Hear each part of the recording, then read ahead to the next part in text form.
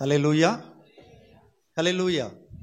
கர்த்தரும் இரட்சகரும் ஆகிய ஆண்டவராகிய இயேசு கிறிஸ்துவின் இனிதான நாமத்தினாலே உங்கள் அனைவருக்கும் என்னுடைய நன்றியையும் வாழ்த்தையும் தெரிவித்துக் கொள்கிறேன்.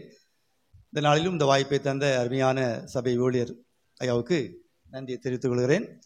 இந்த வாய்ப்பை ஏற்படுத்தி தந்த அன்பு சகோதரர் வேதமல் அவர்களுக்காகவும் உடைய குடும்பத்திற்காகவும் கர்த்தரை நன்றியோடு நான் ஸ்தோத்தரிக்கிறேன்.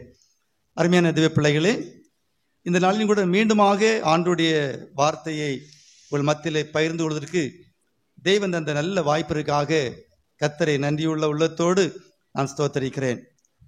இந்த நாளிலும் கூட ஒரு வசனத்தை வாசித்து நாம் ஆண்டுடைய வார்த்தையை தியானிக்க போகிறோம். மீகா தீர்க்கதரிசியின் புத்தகம் 7வது அதிகாரம். மீகா தீர்க்கதரிசியின் புத்தகம் 7வது அதிகாரம். அதில் 8வது வசனத்தை நான் வாசிக்கிறேன், கவனியுங்கள். 8வது வசனம்: என் சத்துருவே, எனக்கு விரோதமாய் சந்தோஷப்படாதே. நான் விழுந்தாலும் எழுந்திருப்பேன். நான் இருளில் உட்கார்ந்தால் கர்த்தர் எனக்கு வெளிச்சமாயிருப்பார் என்று சொல்லுகிறார். அல்லேலூயா.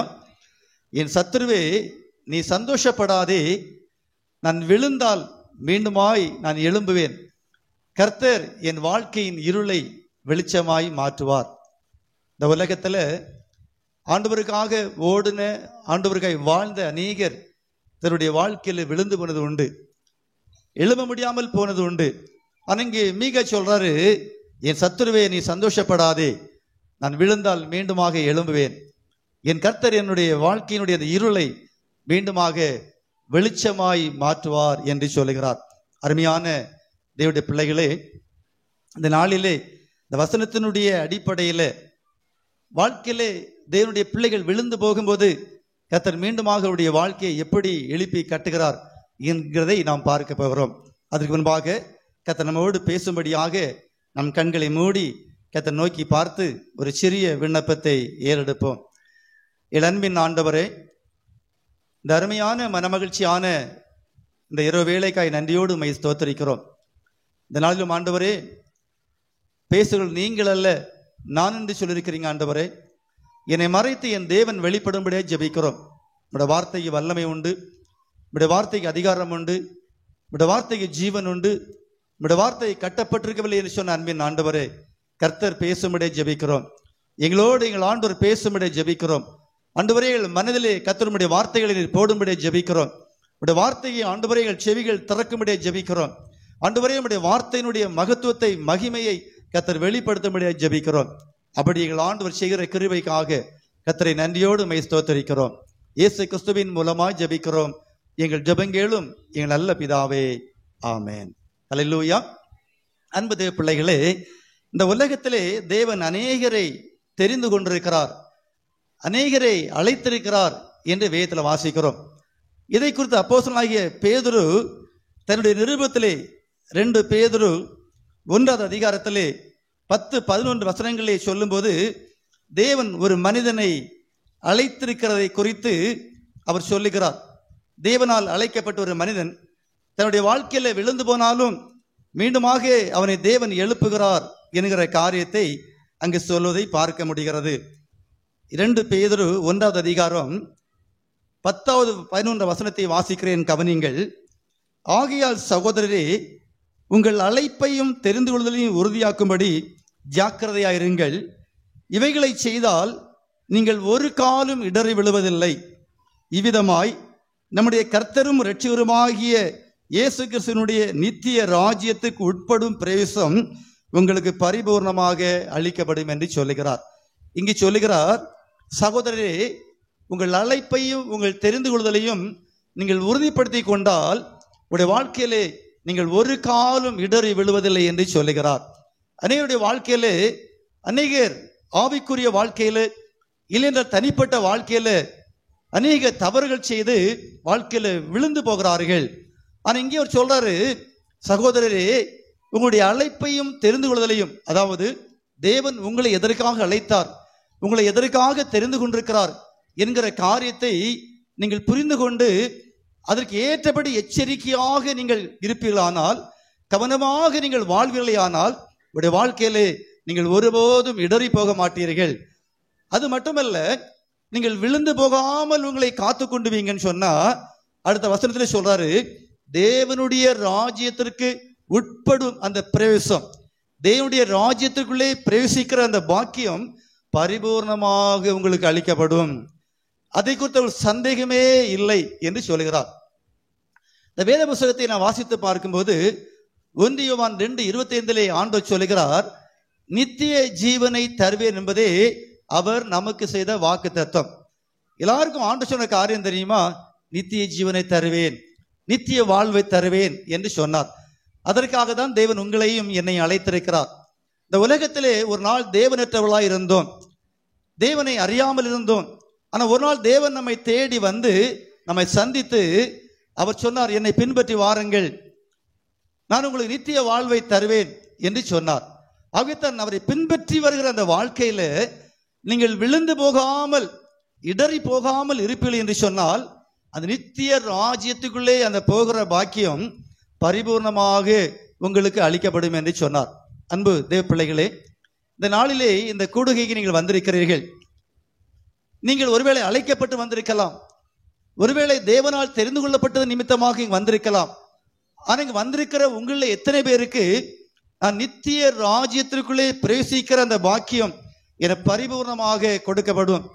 அதற்கு என்னுடைய வாழ்க்கையில் எந்த தடையும் இல்லை. தேவன் என்னை தெரிந்து கொண்ட அந்த நாள் முதல் இன்றைக்கு வரைக்கும் நான் எதிலையும் இடறி விழவில்லை. என்னுடைய பரிசுத்தத்தை நான் காத்து கொண்டேன்.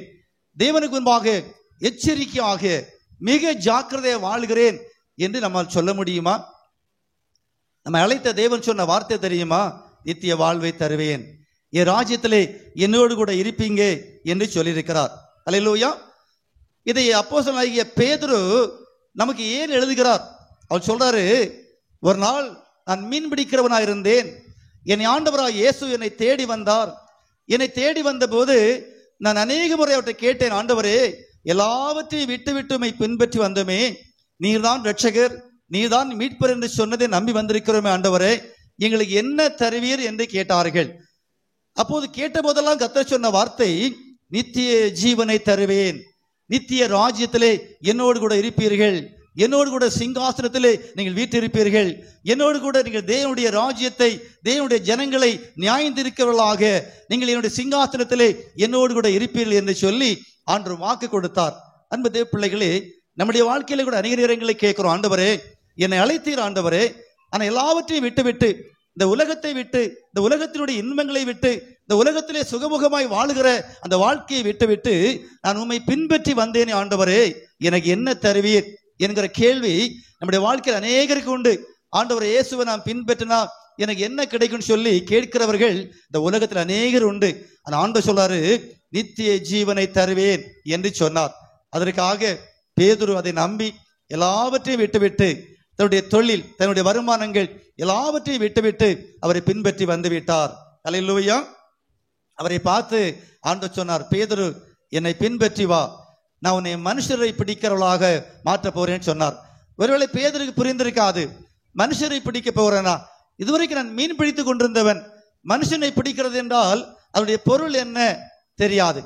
அதே போன்றுதான் அன்பு தேவ பிள்ளைகளே, இங்கு வந்திருக்கிற அநேகர்ல தேவன் ஏன் என்னை இன்றைக்கு இங்கு அழைத்து வந்திருக்கிறார்? தேவன் எத்தனை குடும்பங்கள் இருக்கும்போது என்னை ஆண்டவர் ஏன் தெரிந்து கொண்டார் என்கிற பதில் உங்களுக்கு அநேகருக்கு ஒருவேளை தெரியாமல் இருக்கலாம். அல்லேலூயா. பேதுரு ஒரு நாள் ஆண்டவர் நம்பி வந்தார். ஒரு நாள் பார்த்தீங்கன்னா அநேக நாட்கள் ஆகிவிட்டது. ஒரு நாள் இயேசு அவரை ஒரு மலைக்கு அழைத்து சென்றார். மத்தேயு சுவிசேஷம் 17ஆம் அதிகாரம் 1 முதல் 5 வசனங்களை பார்க்கும்போது அங்கு ஒரு மலைக்கு கொண்டு போனார். திடீரென்று பார்த்தீங்கன்னு சொன்னால் ஆண்டவர் இயேசு மறுரூபமாகிவிட்டார். அவருடைய மகிமையை பார்த்தார்கள், ஆச்சரியமா இருந்தது. இவங்களுக்கு ரொம்ப சந்தோஷம். அல்லேலூயா. நல்லா கவனிங்க, மனுஷ சாயல இருந்த ஆண்டவர் திடீரென்று தேவனுடைய சாயலாக மாறுகிறார். அல்லேலூயா. எப்படி சந்தோஷமா அது பாருங்க. ஒருவேளை இன்றைக்கு ஆண்டவர் நம்ம முன்னால தோன்றி நான் தான் இயேசு கிறிஸ்துன்னு சொன்னா நம்ம எப்படி இருக்கோம் இல்லையா? எவ்வளவு சந்தோஷமா இருக்கும் பாருங்க. பேதுரு ஒரு நாள் அந்த ஆண்டவரை இயேசுவை தேவ சாயலே பார்க்கிறார். ரொம்ப ஆச்சரியம். ஆண்டவர் தொடர்ந்து பார்த்தீங்கன்னா பேதுரு எழுதுகிறார், நான் கண்ட காட்சி உண்மை. 2 பேதுரு 1ஆம் அதிகாரம் 16 முதல் 18 வசனங்களை சொல்றாரு பாருங்க. நான் கட்டுக்கதைகளை எழுதவில்லை, அவருடைய மகத்துவத்தை நான் கண்ணார கண்டேன், அவருடைய சத்தத்தை நான் கேட்டேன், அவரோடு கூட பரிசுத்த பர்வதத்தில் இருந்தேன். அல்லேலூயா. இங்க இருக்கிற நம்ம எல்லாரும் இயேசு என்னை அழைத்தார் என்று சொல்லி நம்பி இயேசுவை பின்பற்றி வந்திருக்கிறீங்க. நீங்க எல்லாரும் சொல்ல முடியும், இயேசு என்னை அழைத்திருக்கிறார், இயேசு என்னை தெரிந்து கொண்டிருக்கிறான்னு சொல்லி நம்ம எல்லாரும் சொல்ல முடியும். எத்தனை பேர் சொல்ல முடியும், நான் தேவனுடைய மகிமையை கண்டேன், நான் ஜெபிக்கும் போது தேவ பிரசன்னத்தை உணர்ந்தேன், தேவனுடைய சத்தத்தை நான் கேட்டேன்? எத்தனை பேர் சொல்ல முடியும்? அவர் சொல்லாரு பார்த்தீங்களா, நான் தேவனுடைய சத்தத்தை கேட்டேன், இயேசுடைய சத்தத்தை அல்ல. இயேசு மர்மமாகும் போது பரலோகத்தில் இருக்கிற அந்த பிதாவுடைய சத்தம், அந்த தேவ சத்தத்தை நாங்க கேட்டோம். அன்பு தேவ பிள்ளைங்களே, நம்ம எத்தனை பேர் தேவனுடைய சத்தத்தை கேட்டிருக்கிறீங்க? யோசித்து பாருங்க. கர்த்தர் நம்மை அழைத்திருக்கிறார் அல்லவா, தேவன் நம்மை தெரிந்து கொண்டிருக்கிறார் அல்லவா, நம்ம எல்லாரும் தேவனுடைய பிள்ளைகளா இருக்கிறோமே. பாருங்க, இப்படியே வாழ்ந்து கொண்டிருக்கும் போது ஒரு நாள் திடீரென்று ஆண்டவர் அழைத்து இன்னொரு காரியத்தை சொன்னார். இதெல்லாம் முன்னூரே சொல்றேன், செய்திக்கு முன்னால. பேதுருவை ஆண்டவர் அழைத்து அவருக்கு என்னென்ன காண்பித்து கொடுத்தார், என்னெல்லாம் வெளிப்படுத்தி கொடுத்தார். பேதுரு தேவனுடைய மகிமை இப்பெல்லாம் பார்த்தாரு. இன்னும் ஒரு காரியத்தை சொல்றாரு பாருங்க. மத்தேயு சுவிசேஷம் 16ஆம் அதிகாரத்திலே சொல்றாரு, 18-19 வசனங்களை சொல்றார். நீ பேதுருவாய் இருக்கிறாய், நல்ல கவனிங்க, நீ பேதுருவாய் இருக்கிறாய், இந்த கல்லின் மேல் என் சபையை கட்டுவேன் சொன்னார். பேதுரு, உன்னை கொண்டு இந்த உலகத்திலே என்னுடைய சபையை கட்டுவேன், நீ அநேகரை ஆதாயப்படுத்துவாய், உன்னை கொண்டு சபையை கட்டுவேன் என்று சொன்னார். பேதுருக்கு ரொம்ப ஆச்சரியமா இருந்திருக்கும். ஆண்டவரே, நான் ஒரு மீன் பிடிக்கிற மனுஷன், ஆண்டவரே என்னை கொண்டு சபையை கட்டுறது சாதாரணமான காரியமா? ஆண்டவர் இல்ல பேதுரு, உன்னை கொண்டு கட்டுவேன்னு சொன்னார். அடுத்து சொன்னாரு, பேதுரு, இந்த உலகத்திலே இனி பாதாளத்தின் வாசல்கள் உன்னை மேற்கொள்ளாது என்று சொன்னார். உனக்கு இனி அழிவில்லை, நீ என்னை பின்பற்றி வந்தபடினாலே நித்திய காலமாய் நீ வாழ்வாய், நீ என்னோடு இருப்பாய், உனக்கு மரணம் என்பது இல்லை, உனக்கு அழிவில்லை என்று சொன்னார். அடுத்து சொன்னாரு, பரலோக ராஜ்யத்தினுடைய திறவுகோலை உனக்கு தருவேன்னு சொன்னார். அல்லேலூயா. இதெல்லாம் பேதுருக்கு காண்டு கொடுத்த வார்த்தை. சொல்ற பரலோக ராஜ்யத்தினுடைய திறவுகோலை தருவேன் பேதுரு, நீ அநேகரை தேவனுடைய ராஜ்யத்திற்குள்ளே கொண்டு வருவாய் என்று சொன்னார். அல்லேலூயா. பாருங்க, மீன் பிடித்து கொண்டு ஒரு மனுஷனை பிடித்து தேவன் தம்முடைய மகிமையெல்லாம் காண்பிக்கிறார், தம்முடைய சாயலை காண்பிக்கிறார், தேவன் எப்படி இருப்பார் என்பதை காண்பித்துக் கொடுக்கிறார், எல்லாவற்றையும் பார்க்கிறார். பேதுருக்கு மிகுந்த வாஞ்சை, ஆவல். அவர் தான் அடிக்கடி கேட்ட, ஆண்டவரே எங்களுக்கு என்ன தருவீங்க, எங்களுக்கு என்ன தருவீங்க, நாங்கள் எல்லாவற்றையும் விட்டு விட்டு உம்மை பின்பற்றி வந்தோமே என்று கேட்கிற. ஆண்டவர் சொல்றாரு, பேதுரு, உன்னை கொண்டு ஒரு பெரிய காரியத்தை செய்ய போறேன். எதுக்காக உன்னை அழைத்தேன் தெரியுமா? இந்த உலகத்தில் எத்தனையோ கோடி ஜனங்கள் இருக்கும்போது உன்னை நான் ஏன் தெரிந்து கொண்டேன் தெரியுமா? உன்னை கொண்டு என் சபையை கட்டுவேன். பேதுரு நினைத்திருப்ப, ஆண்டவரே மீன் பிடிக்கிற சாதாரண ஒரு மனுஷன், ஆண்டவரே என்னை கொண்டு இந்த உலகத்துல உன்னுடைய சபையை கட்ட முடியுமா என்று நினைத்திருக்கலாம். அது மட்டுமல்ல, ஜனங்கள் அந்த நாட்களிலே ஜீவ காலமெல்லாம் மரண பயத்திலே வாழ்ந்துட்டு இருக்கிறாங்க. இப்ப ஆண்டவர் சொல்றார், பேதுரு, இனி பாதாளத்தின் வாசல் உன்னை மேற்கொள்வதில்லை, இனி சத்ரு உன்னை மேற்கொள்வதில்லை என்று சொல்லுகிறார். என்னுடைய ராஜ்யத்தினுடைய திறவுகோலை நான் உனக்கு கொடுக்கிறப்பா, நீ அநேகரை நீ என்னுடைய ராஜ்யத்தினுள்ளே கொண்டு வருவாய் என்று சொல்லி சொன்னபோது பேதுருக்கு சந்தோஷமா இருந்திருக்கும். சொல்லிவிட்டு சொன்னார், ஆனால் பேதுரு ஒரு நிபந்தனை என்று சொன்னார். ஆனால் நீ ஒரு காரியம் செய்ய வேண்டும் பேதுரு, இப்போது நீ இருக்கிற நிலைமையில் அதை செய்ய முடியாது, இப்போது நான் தேவனுடைய ராஜ்யத்தின் திறவுகோலை நான் உனக்கு கொடுக்க முடியாது, இனி இப்போது இருக்கிற சூழ்நிலை உன்னால் தேவனுடைய ராஜ்யத்தை கட்ட முடியாது. ஆகவே லூக்கா 22ஆம் அதிகாரம் 32ஆம் வசனத்திலே ஒரு காரியத்தை சொல்றாரு பாருங்க. லூக்கா 22:32 யாரா வாசிக்க முடியுமா? நானும் உனக்காக வேண்டிக் கொண்டேன், நீ குணப்பட்ட பின்பு உன் சகோதரை ஸ்திரப்படுத்து. ஹல்லேலூயா. பேதுரு, இப்போது உன்னுடைய சகோதரியை ஸ்திரப்படுத்த முடியாது, இப்போது உன்னால் ஆத்துமாக்களை ஆதாயப்படுத்த முடியாது. ஏனென்றால் நீ இன்னும் குணப்படவில்லை, நீ கோபப்படுகிறவனாய் இருக்கிறாய், நீ ஆத்திரப்படுகிறவனாய் இருக்கிறாய். ஆகவே இப்போது உன்னால் முடியாது, நீ குணப்பட்ட பின்பு. அல்லேலூயா. இன்றைக்கு நமக்கும் ஆண்டவர் சொல்றாரு, தேவனுடைய ராஜ்யத்தை நான் உங்களுக்கு தருவேன், உங்களை கொண்டு சபையை கட்டுவேன், உங்களை பாதாளத்தில் வாசல்கள் மேற்கொள்ளாது பெரிய ஆசீர்வாதங்களை வைத்திருக்கிறேன். ஆனால் எப்ப தருவேன்? நீ குணப்பட்ட பின்பு நான் உங்களுக்கு தருவேன் என்று சொல்லுகிறார். ஆகவே தான் பேதுரு தன்னுடைய நிருபத்தில் எழுதுகிறார். என்ன எழுதுகிறாரு? நான் ஆண்டவராய் இயேசு என்னை அழைத்த போது நான் என்ன நிலைமையில் இருந்தது தெரியுமா? நான் பரிசுத்தமா இல்லை, நான் தகுதியற்றவனா இருந்தேன். அந்த அழைப்புக்கு நான் பாத்திரவானா இல்லை. என்னுடைய வாழ்க்கையில இயேசு என்னை நல்ல கவனிங்க, நான் இயேசுவை பின்பற்றி வந்த பின்பு என்னுடைய வாழ்க்கையிலே நான் அநேக இடங்களிலே தவறினேன் என்று சொல்கிறார். என்னுடைய வாழ்க்கையிலே பாவம் இருந்தது. ஆகவே ஆண்டவர் சொன்னார், பேதுரு, பெரிய காரியத்திற்காக உன்னை அழைத்திருக்கிறேன், ஆனால் நீ குணப்பட்ட பின்பு உன்னை கொண்டு இந்த காரியத்தை நான் செய்வேன் என்று சொல்லுகிறார். ஆம் தேவ பிள்ளைகளே, கர்த்தர் உங்களையும் என்னை அழைத்திருக்கிறார். தேவன் நமக்கு பெரிய பெரிய ஆசீர்வாதங்களை வைத்திருக்கிறார். இம்மையிலும் மறுமையிலும் பெரிய காரியத்தை வைத்திருக்கிறார். ஆனால் ஆண்டவர் சொல்றாரு, உங்களை கொண்டு நான் பெரிய காரியத்தை செய்வேன், ஆனால் நீங்கள் குணப்படாமல், நீங்கள் தகுதிப்படாமல், நீங்கள் பக்குவப்படாமல் உங்களால் ஒன்றையும் செய்ய முடியாது என்று சொன்னார். அவர்தான் பேதுருடைய உண்மை நிலைமை எழுதுகிறார். சகோதரரே, விழுந்து போகாதுங்க. நான் ஒரு நாள் விழுந்து வெக்கப்பட்டு போனவன். என் வாழ்க்கையில எவ்வளவு தோல்வி தெரியுமா? அப்படிப்பட்ட நிலைமை உங்களுக்கு வரக்கூடாது. ஆகவே நீங்கள் எச்சரிக்கையா இருங்கள். அப்படி எச்சரிக்கையா இருப்பீங்கன்னா நீங்கள் தேவனுடைய ஆசீர்வாதத்தை பெறுவது மட்டுமல்ல, தேவனுடைய ராஜ்யத்திற்குள்ளே பிரவேசிக்கிற பாக்கியமும் உங்களுக்கு கிடைக்கும் என்று சொன்னார். அருமையா தேவ பிள்ளைகளே, நம்ம எல்லாரும் தேவனால் அழைக்கப்பட்டு இங்க வந்திருக்கிறோம். யோசித்து பாருங்க, இங்க இருக்கிற எத்தனை பேருக்கு நான் தேவனுடைய ராஜ்யத்துக்குள்ளே பிரவேசிப்பேன், அதுக்கு நான் பாத்திரவானா இருக்கிறேன், அதற்கு நான் தகுதி உள்ளவனா இருக்கிறேன்னு சொல்லி நம்மள எத்தனை சொல்ல முடியும்? அல்லேலூயா. கவனிக்கிறீங்களா?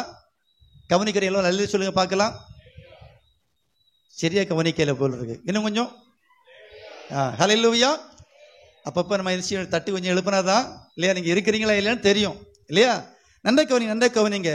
அப்ப ஆண்டவர் பேதுரு, பெரிய ஆசீர்வாதத்தை தருவேன், உன்னை ஆசீர்வதிப்பேன், உன்னை மேன்மைப்படுத்துவேன், என்னோடு கூட ராஜ்யத்தில் இருப்பாய், என் சிங்காசனத்தில் இருப்பாய், உன்னை மேன்மைப்படுத்துவேன் எல்லாம் சொல்லிவிட்டு சொல்றாரு, நீ என்னை பின்பற்றி வா பேதுரு, நீ குணப்பட வேண்டும். பேதுரு வெட்கத்தை விட்டு ஒரு காரியத்தை சொல்லுகிறார். அல்லேலூயா. இயேசு அவர் அழைத்த போது, என்னை ஆண்டவர் தேடி வந்த போது நான் எப்படி இருந்தது தெரியுமா?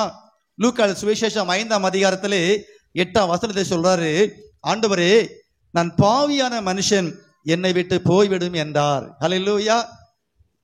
நல்ல கவனிங்க, இயேசு தேடி வந்திருக்கிறார். பேதுரு, என்னை பின்பற்றி வா பேதுரு, உன்னை மனுஷனை பிடிக்கலாய் மாற்றுவேன், உன்னை ஆஸ்வதிக்க விரும்புகிறேன், நீ என்னை பின்பற்றி வா என்று கூப்பிட்டார். பேதுரு சொன்னார், ஆண்டவரே, நான் பாவியான மனுஷன் ஆண்டவரே, என்னை விட்டு போய்விடும் ஆண்டவரே, ஆண்டவருக்கு நான் பாத்திரவான் அல்ல ஆண்டவரே, உம்முடைய பணியை செய்வதற்கு நான் தகுதி உள்ளவன் அல்ல ஆண்டவரே, நித்திய ராஜ்யத்தை சுதந்திரிப்பதற்கு நான் தகுதி உள்ளவன் அல்ல ஆண்டவரே ஏன் நினைத்திருப்பார் இல்லையா? இன்றைக்கு நீங்க நம்ம கூட நினைக்கலாம், ஆண்டவரே, இப்படிப்பட்ட ஆசீர்வாதத்தை பெறுவதற்கு ஆண்டவரே நான் தகுதி உள்ளவன் ஆண்டவரே, எனக்கு என்ன இருக்கு ஆண்டவரே? இந்த கிராமத்துல எங்க குடும்பம் தான் ஆண்டவரே பின்தங்கின ஒரு குடும்பம் ஆண்டவரே, எவ்வளவு வறுமையில் இருக்கிறோம் ஆண்டவரே, படிப்பறிவு இல்லாம இருக்கிறோம் ஆண்டவரே, வசதி இல்லாம இருக்கிறோம் ஆண்டவரே. தேவன் அதெல்லாம் பார்க்கல. பேதுரை பார்த்து ஆண்டவர் சொன்னார், பேதுரு, நீ பாவி என்று சொல்லுகிறாய், நீதான் எனக்கு வேண்டும். ஏன் தெரியுமா? நான் உன்னை தேடிதான் வந்தேன் பேதுரு, நீதிமானை தேடி வரல. எனக்கு தேவை பாவிகள் தான் தேவை. இந்த உலகத்திலே பாடுகள், துன்பங்களை, துக்கங்களை அனுபவித்து ஆசுவாதம் இல்லாமல், சந்தோஷம் இல்லாமல் வாழ்க்கையிலே உடைக்கப்பட்டு வெறுப்படைந்திருக்கிறார்களே, அப்படிப்பட்ட ஜனங்கள் தான் தேவை. என்னை பின்பற்றி வா. அன்பு பிள்ளைகளே, இந்த வேத புத்தகத்தை நீங்கள் ஆராய்ந்து பாருங்கள். பேதுரு எங்கேயும் கொடுமையான பாவத்தை செய்ததாக சொல்லப்படவில்லை. விபச்சாரம் செய்ததாகவோ, வேசித்தனம் பண்ணதாகவோ, துன்மார்க்கமாய் வாழ்ந்ததாகவோ சொல்லப்படவில்லை. அல்லேலூயா. ஆனா ஆண்டவர் சொன்னார், பேதுரு சொல்ற, ஆண்டவரே, நான் பாவியான மனுஷன், என்னை விட்டு போய்விடும் ஆண்டவரே. பார்த்தீங்களா அன்பு பிள்ளைகளே, இன்றைக்கு கூட ஆண்டவர் உங்களை தேடி வந்திருக்கிறார், உங்களை தெரிந்து கொள்ள விரும்புகிறார். இங்க இருக்கிற சிலர் நீங்கள் நினைக்கலாம், ஆண்டவரே, நான் பாவியான மனுஷன் ஆண்டவரே, என்னை நீர் பயன்படுத்த முடியுமா ஆண்டவரே, என்னை ஆஸ்வதிக்க முடியுமா ஆண்டவர், ராஜ்யத்திற்கு நான் பாத்திரவானாய் மாற முடியுமா ஆண்டவரே? ஆண்டவர் சொல்றார், முடியும் மகனே, மகளே, உன்னால் முடியும். நீ குணப்பட்டால் போதும், நீ என்னை பின்பற்றி வந்தால் போதும், நீ எச்சரிக்கையாக என்னை பின்பற்றி வாழ்வாய் என்று சொன்னால் உடைய வாழ்க்கையிலே இனி நீ ஒருபோதும் இடறுவதில்லை என்று ஆண்டவர் சொல்லுகிறார். அல்லேலூயா. யோசித்து பாருங்க பிள்ளைகளே, ஆண்டவர் பேதுருவை ஏற்றுக்கொண்டார், பேதுருவும் ஆண்டவரை பின்பற்றி போனார். அப்ப இயேசு பேதுருவை தேடி வரும்போது அவர் குணப்படாத ஒரு பாவத்திலே வாழ்ற மனுஷனாயிருந்தார் இல்லையா? இரண்டாவது பாருங்க, அவர் சொல்றாரு, நான் ஒரே நாள்ல நான் தேவனுடைய பிள்ளைய மாறிவிடல, ஒரே நாள்ல சபையை நான் கட்டி எழுப்பிடல. ஆனா அவர் வரும்போது என்னுடைய வாழ்க்கையில பாவியா இருந்தேன். அடுத்து சொல்றாரு, என் ஆண்டவரை இயேசுவோடு 3.5 ஆண்டுகள் வாழ்ந்தேன், எவ்வளவு அற்புதங்களை பார்த்தேன், எவ்வளோ ஆசீர்வாதங்களை கர்த்தர் தந்திருக்கிறார், எவ்வளோ மகிமையான காட்சியெல்லாம் பார்த்தேன். எங்கள் கண்களுக்கு முன்பாக கர்த்தர் அநேக அற்புதங்களை செய்தார். எல்லாம் பார்த்துருக்கிறேன். அநேக முறை பார்த்தீங்கன்னா தேவனோடு கூட நெருங்கி பழகின ஒரு மனுஷனாக இருந்தார். அவர் சொல்றாரு, ரெண்டாவது சொல்றாரு, நான் ஆண்டவரை சந்திக்கும் போது பாவியா இருந்தேன், ஆனா அவரோட பழகின பின்பும் 3.5 ஆண்டுகள் அநேக உபதேசங்களை கேட்டேன், அநேக ஆலோசனைகளை கேட்டேன். அதன் பின்பு நான் அப்பவும் சொல்றாரு, அது சொல்றாரு, 3 முறை என் ஆண்டவரை தெரியாது என்று சொன்னேன், என் ஆண்டவரை நான் மறுதலித்தேன்னு சொல்றார். 3.5 ஆண்டுகள் இயேசுவோடு வாழ்ந்தேன், அவரோடு பழகினேன், சொன்னேன், ஆண்டவரே உமக்காக என் ஜீவனை கொடுப்பேன், உமக்கான மரிக்க ஆயத்தம் என்று சொன்னேன். அல்லேலூயா. யோசிச்சு பாருங்க, நம்முடைய வாழ்க்கையில நல்ல கவனிங்க, இயேசுவை தெரிந்து கொண்டிருக்கிறதை நம்ம இங்க இருக்கிறவங்க நீங்க மறுதலிக்கிறீங்களா இல்லையா? சொல்லுங்க. எத்தனை சொல்ல முடியும்? என் வாழ்நாளில் என் ஆண்டவரா இயேசுவை நான் ஒரு முறை மறுதலித்தே கிடையாது. என்றைக்கு எனக்கு நன்மை தீமை அறியத்தக்க வயசு வந்ததோ, என்றைக்கு என் ஆண்டவரா இயேசுவை சொந்த இரட்சகராக என் வாழ்க்கையில ஏற்றுக்கொண்டேனோ, அதன் பிறகு என் ஆண்டவரை நான் ஒருபோதும் மறுதலித்து இல்லைன்னு யாராவது சொல்ல முடியுமா? அல்லேலூயா. இங்க பேதுரு சொல்றாரு, நான் மறுதலிக்க மட்டும் செய்யல, என் ஆண்டவரை நான் தூஷித்தேன், என் ஆண்டவரை சபித்தேன், அவரை தெரியாது என்று சொன்னேன். எப்படி சபித்திருப்பார்? அவர் யாரோ அவருக்கு தெரியாது. அவர் எக்கேடு கேட்டு போன எனக்கு என்ன, அந்த மனுஷன் இருந்தா என்ன செத்தா என்ன, எனக்கு அவரை தெரியாது, ஏன் என்னை தொந்தரவு பண்றீங்க, என்னை விட்டுருங்கன்னு சொல்லியிருப்பார். அவரை சபித்தாராம், அவரை தூஷித்தாராம். அல்லேலூயா. அருமையான தேவ பிள்ளைகளே, ஆண்டவராகிய இயேசுவை ஏற்றுக்கொண்டு நம்முடைய வாழ்க்கையில நாமும் மற்றவங்களை தூஷித்தா நீங்க ஆண்டவராகிய இயேசுவை மறுதலிக்கிறீங்க என்பது பொருள். அல்லேலூயா. மறுதலிக்கிறீங்களா இல்லையா? எத்தனை பேர் சபிக்கிறோம், எத்தனை பேர் தூஷிக்கிறீங்க? அர்த்தம் என்ன? நீங்கள் ஆண்டவராகிய இயேசுவை அறிந்திருக்கிறதையும் அவருடைய பிள்ளை என்கிறதையும் நீங்கள் மறுதலிக்கிறீர்கள், ஆண்டவரை தூஷிக்கிறீர்கள். உங்கள் மூலமாய் தேவனுடைய நாமம் இந்த உலகத்திலே தூஷிக்கப்படுகிறது என்று சொல்லப்பட்டிருக்கிறது. அல்லேலூயா. பேதுரு வெளியே போய் மனங்கசந்து அழுதான். ஐயோ, என் ஆண்டவரை நான் மறுதலித்து விட்டேனே, என் ஆண்டவரை தூஷித்து விட்டேனே, என் ஆண்டவரை தெரியாது என்று சொன்னேனே, என் ஆண்டவருக்காக கடைசி மட்டும் நான் வாழ்வேன் என்று சொன்னேனே, என் ஆண்டவருக்காக ஜீவனை கொடுப்பதற்கு நான் ஆயத்தம் என்று சொன்னேனே. அல்லேலூயா. பேதுரு சொன்னார், இப்போது சமீபத்திலே என் ஆண்டவரா இயேசுவை குறித்து சொன்னேன், ஜீவாதிபதியை கொலை செய்தீர்கள், அதுக்கு நான் சாட்சி என்று சொன்னேன், அந்த இயேசுவை நீங்க கொலை செய்தீங்கன்னு சொன்னேன். ஆனா சில வருடங்களுக்கு முன்பாக இதே ஆண்டவரா இயேசுவை நான் தெரியாது தெரியாது தெரியாது என்று சொன்னேன். என் வாழ்க்கையின் மூலமாக, என் பாவ வாழ்க்கையின் மூலமாக, என் பின்மாற்ற வாழ்க்கையின் மூலமாக என் ஆண்டவராய் இயேசுவை அறிந்திருக்கிறதை நான் அறியவில்லை என்று சொன்னேன், அவரை தெரியவே தெரியாது என்று சொன்னேன். இதைத்தான் பவுல் எழுதுகிறார் பாருங்க. தீத்து 1ஆம் அதிகாரத்தில் எழுதுகிறார். தீத்து 1ஆம் அதிகாரம் 16 வசனத்தில் எழுதுகிறார் பாருங்க. யார வாசிங்க? தீத்து 1:16. அவர்கள் தேவனை அறிந்திருக்கிறோம் என்று அறிக்கை பண்ணுகிறார்கள், கிரியைகளினாலோ அவரை மறுதலிக்கிறார்கள். அவர்கள் அருவருக்கப்படத்தக்கவர்களும் கீழ்ப்படியாதவர்களும் எந்த நற்கிரியும் செய்ய ஆகாதவர்களுமாயிருக்கிறார்கள். ஹல்லேலூயா. ஆண்டவர் சொல்றாரு, என்ன சொல்றாரு? பவுல் சொல்றாரு, அவர்கள் தேவனை அறிந்திருக்கிறோம் என்று சொல்கிறார்கள், ஆனா கிரியினாலோ அவரை மறுதலிக்கிறார்கள். இங்க இருக்கிற எத்தனை பேருக்கு ஆண்டவர் இயேசுவை தெரியும்? தெரியும் சொல்லுங்க, கை வைத்துங்க பார்க்கலாம். பாவம், நிறைய பேருக்கு தெரியல. ஹல்லேலூயா. நிறைய பேருக்கு இயேசுவை தெரியல. பார்த்தீங்களா? இவ்வளவு பேர் இருக்கும்போது பகிரங்கமாகவே தெரியாதுன்னு சொல்றாங்களே. ஹல்லேலூயா. தெரியும்னு சொல்றவங்க சத்தமா கையை உயர்த்தி சொல்லுங்க பார்க்கலாம். இன்னும் கை உயரல.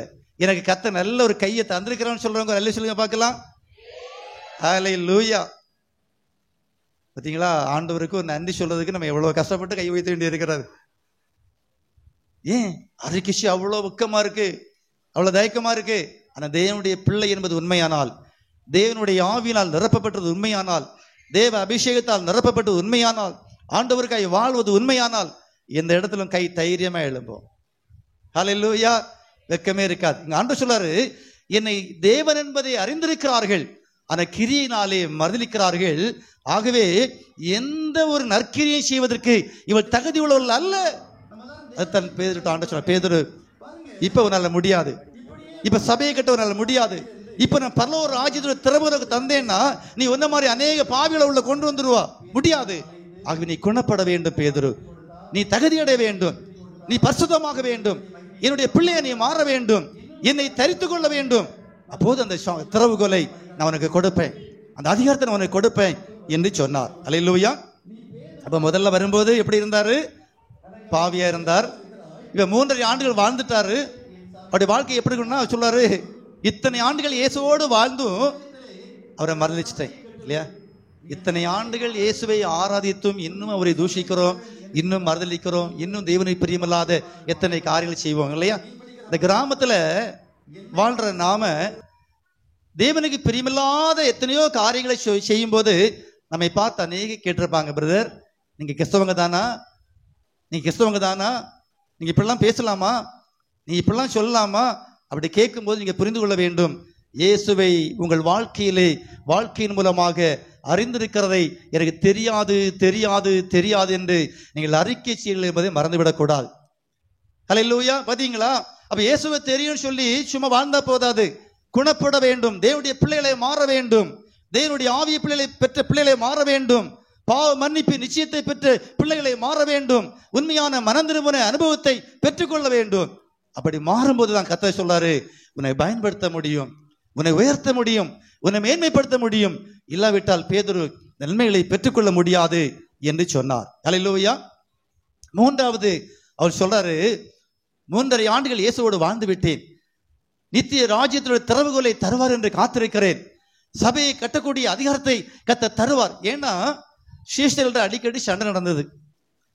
என்ன சண்டை அப்படின்னா, இயேசு கிறிஸ்து பிறகு யார் பெரியவன், யார் லீடர், தலைமை பொறுப்பு எடுக்கிறது யார்? அப்ப அர்த்தம் என்ன, அந்த ஸ்தானத்துல வருவதற்கு அநேகர் ரெடியா இருந்திருக்கிறாங்க. ஆனா பேதுரு சொல்றாரு, ஒரு முறை ஆண்டவர் என்ன பார்த்து என்ன சொல்ல தெரியுமா, யூதாச சிநேகிதனேன்னு சொல்லி கூப்பிட்டார், காட்டி கொடுத்தவன. ஆனா என்ன இயேசு என்ன சொல்ல தெரியுமா, சாத்தானேன்னு சொல்லிட்டார், பிசாசேன்னு சொல்லிட்டார். எப்படி யோசிச்சு பாருங்க, உங்களுடைய கணவர் உங்களை பார்த்து சாத்தான்னு சொன்ன எப்படி இருக்கும்? சில பெற்றோர்லாம் பிள்ளைகளை பார்த்து பிசாசு ஏன் இப்படி நிக்கிறா அப்படி பிள்ளைகளை திட்டுறாங்க இல்லையா? யோசிச்சு பாருங்க. நீங்க ஆண்டவர் சொல்றாரு, பேதுரு 3.5 ஆண்டு இயேசுவோடு வாழ்றாரு பேதுரு, கேட்காத உபதேசமே இல்லை. ஒரு முறை இயேசு சொல்றாரு, உங்களுக்கு பிரயோஜனமா இருக்கிறத ஒன்றையும் நான் மறைத்து வைக்கல. ஒரு முறை கேட்கிறாரு, நான் சொன்ன எல்லாவற்றையும் நீங்க புரிந்து கொண்டீங்களா? சொல்றாங்க, ஆமா ஆண்டவரே, நீங்க சொல்ற எல்லா உபதேசங்களும் எங்களுக்கு புரியுது, நல்ல தெளிவா இருக்குது ஆண்டவரே, நாங்க நல்ல தெளிவாயிட்டே இருக்கிறோம். ஆனா ஒரு முறை பேதுரு நடந்து கொண்ட விதம் மத்தேயு 16ஆம் அதிகாரம் 21 முதல் 24 வசனங்களை படித்து பார்த்தீங்கன்னா அங்க சொல்லப்பட்டிருக்கிறது, எனக்கு பின்னாலே போ சாத்தானே என்று சொன்னாய். சொல்லிவிட்டு சொன்னாரு, பேதுரு நீ எனக்கு இடரலா இருக்கிறாய், நீ தேவனுக்கு ஏற்றவளை சிந்தியாமல் மனுஷருக்கு ஏற்றவளை சிந்திக்கிறாய் என்று சொன்னார். கவனிங்க பாருங்க, எனக்கு பின்னாலே போ சாத்தானே சொல்றார். ஒருவேளை அன்றைக்கு நைட்டு முழுதும் பேர் தூங்கி இருக்க மாட்டார். எல்லாருக்கும் முன்னால என் ஆண்டவர் அவமானப்படுத்திட்டாரு, என்னை எவ்வளவு துக்கப்படுத்திட்டார். அவர் சொன்னாரு, நீ தேவனுக்கு எனக்கு இடரலா இருக்கிறா, ஆண்டவரே நீங்க என்னை பின்பற்றி வான்னு சொன்ன போது, என் சபையை கட்டணும் பேதுரு, உன்னை கொண்டு கெட்ட போறேன்னு சொன்ன போது நான் எல்லாவற்றையும் விட்டு வந்தேன் ஆண்டவரே, எல்லாவற்றையும் விட்டு உமக்காக வாழும்படி வந்தேன் ஆண்டவரே. ஆனா எல்லாருக்கும் முன்னால என்னை சாத்தானேன்னு சொல்லிட்டீங்களே, என்னை பிசாசேன்னு சொல்லிட்டீங்களா ஆண்டவரே, இவங்களை என்ன நினைப்பாங்க ஆண்டவரே, எல்லாருக்கும் முன்னால அவமானப்பட்டுட்டேன் ஆண்டவரே, நான் உங்களுக்கு இடரப்படும் ஆண்டவரே. இல்ல ஆண்டவரே, ஆண்டவர் எங்கெல்லாம் நீங்க ஊழித்து போனீங்களோ அங்கெல்லாம் உங்க கூட வந்தேன் ஆண்டவரே. நீங்க ஊழித்து போன கிராமத்துல எல்லாம் எவ்வளவு எதிர்ப்பு வந்தது ஆண்டவரே, அந்த எதிர்ப்பு வந்த போதெல்லாம் நான் உங்க கூட நினைனேன் ஆண்டவரே. நம்முடைய ராஜ்யத்தை கட்டுற பணியில நானும் உங்களோடு கூட நிற்பதுக்கு என் வாழ்க்கையை ஒப்பு கொடுத்தேனே ஆண்டவரே. ஆனா என்ன பார்த்து நீங்க சாத்தானேன்னு சொல்லிட்டீங்களா ஆண்டவரே. அல்லேலூயா. யோசிச்சு பாருங்க, நீங்க குடும்பத்துல நல்லா உழைக்கிறீங்க, சபையில் நல்லா உழைக்கிறீங்க, கிராமத்துக்கு நீங்க ஆசீர்வாதமா இருக்கிறீங்க, இந்த சமுதாயத்துக்கு நீங்க ஆசீர்வாதமா இருக்கிறீங்க. ஆனா இவ்வளவு காரியம் செய்யும் போது அந்த இடத்துல நம்ம அவமானப்படுத்தப்படும் போது நமக்கு எப்படி இருக்கும் யோசிச்சு பாருங்க. இனி இந்த வாழ்க்கையே வேண்டாம் ஆண்டவரே, இனி ஆண்டவரை பின்பற்றவே கூடாது, என்னை தனியாக கூப்பிட்டு திட்டிருக்கலாம், எல்லாருக்கும் ஆண்டவரை அவமானப்படுத்திட்டாரு, இனி இந்த ஆண்டவரை எப்படி பின்பற்ற முடியும், நான் இனி இப்படி இந்த ஆண்டவரை நேசிக்க முடியும், இனி ஆண்டவருக்கு நான் எப்படி வாழ முடியும், எல்லாருக்கும் முன்னால நீ என் ஊழியத்துக்கு என் ராஜ்யத்தை கட்டுற பணிக்கு நீ இடலா இருக்கிறான்னு சொல்லிட்டாரு. அந்த பிள்ளைகளே, இந்த கிராமத்துல சபையை கட்டி வளர்ப்பதற்கு நீங்கள் இடலாம் இருக்கிறீங்களா? உங்களை பார்த்து கர்த்தர் அப்படிதான் சொல்றார். ஏன் கொஞ்சமா இருக்கிறீங்க? ஏன் சபை நிரம்பி வழியல்ல? யோசிச்சு பாருங்க. நம்முடைய வாழ்க்கை இடலா இருக்கிறதா? நம்முடைய கிரியைகள் ஆண்டவருக்கு இடலா இருக்கிறதா? தேவராஜ்யத்தை இந்த கிராமத்திலே ஆண்டவர் கட்டி எழுப்புவதற்கு நம்முடைய வாழ்க்கை தடையா இருக்கிறதா? ஆராய்ந்து பாருங்கள். இத்தனை ஆண்டுகள் ஆண்டவர்கள் வாழ்ந்து விட்டோமே, இன்றைக்கு சபைக்கு நம்ம இடலா இருக்கிறோமே, தேவராஜ்யத்தை கட்டுற பணிக்கு நம்ம இன்னைக்கு இடலா இருக்கிறோமே. நம்முடைய சாட்சியற்ற வாழ்க்கை அநேக நேரங்களில் வாழ்க்கையிலே விழுந்து விட்டதை நான் உணர முடிகிறது. அப்ப முதல்ல பாவின்னு சொன்னாரு, இரண்டாவது என்ன சொன்னாரு? என்ன மறந்துச்சிட்டான்னு சொன்னாரு இல்லையா? ஹல்லேலூயா.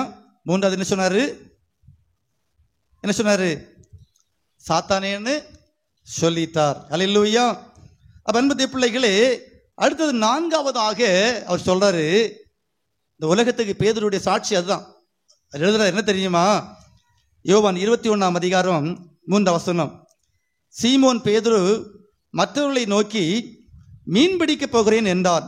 அதற்கு அவர்கள், நாங்களும் உம்மோடு கூட வருகிறேன் என்றார். ஹல்லேலூயா. பாருங்க, ஆண்டவரை பின்பற்றி வந்த மனுஷன் தெரியாதுன்னு சொல்லிட்டாரு, மறுதலிக்கிறாரு, அவரை தூஷிக்கிறாரு, எவ்வளவு பாவத்தை செய்திருக்கிறாரு பாருங்க. அடுத்தது பார்த்தீங்கன்னா அவர் ஆண்டவரை சொல்றாரு, இடலா இருக்கிறாப்பா.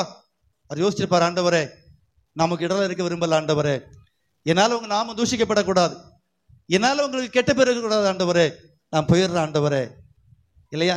கிறிஸ்தவ வாழ்க்கையில கஷ்டம் வந்தபோது, துன்பம் வந்தபோது எத்தனை பேர் கிறிஸ்தவ வாழ்க்கையை விட்டு ஓடி போயிட்டாங்க தெரியுமா? இந்த பாடுகளை சகிக்க முடியாது, இந்த வேதனைகளை அனுபவிக்க முடியாது, இப்படிப்பட்ட கிறிஸ்தவ வாழ்க்கை வேண்டாம் எத்தனை சொல்லிருக்கான்னு தெரியுமா?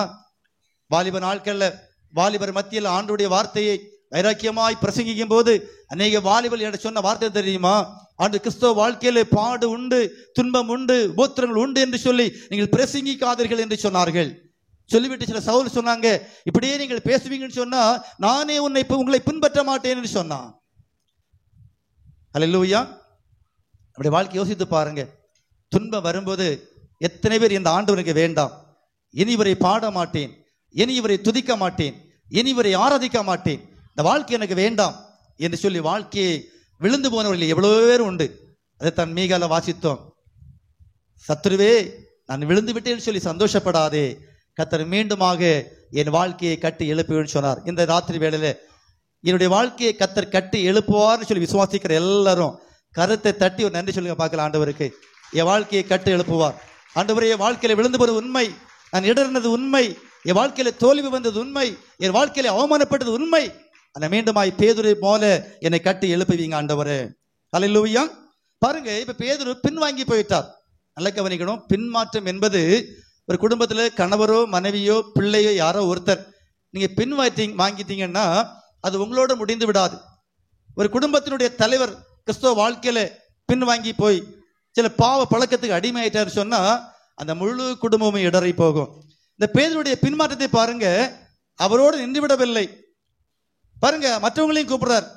மற்றவங்களை சொல்றாரு, பாருங்கப்பா, என்னால் இயேசுவை பின்பற்ற முடியாது, எவ்வளவு அவமானப்பட்டு என்னால் ஊழியம் பண்ண முடியாது, இந்த வாழ்க்கையை நான் விட்டு விட்டேன், என் ஆண்டவருக்கு விசேஷனா இருக்க முடியாது, ஆகவே நான் மீன் பிடிக்க போகிறேன் என்று சொன்ன போது அவங்களும் சொன்னாங்க, நாங்களும் கூட வர்றேன்னு சொன்னாங்க. பாத்தீங்களா?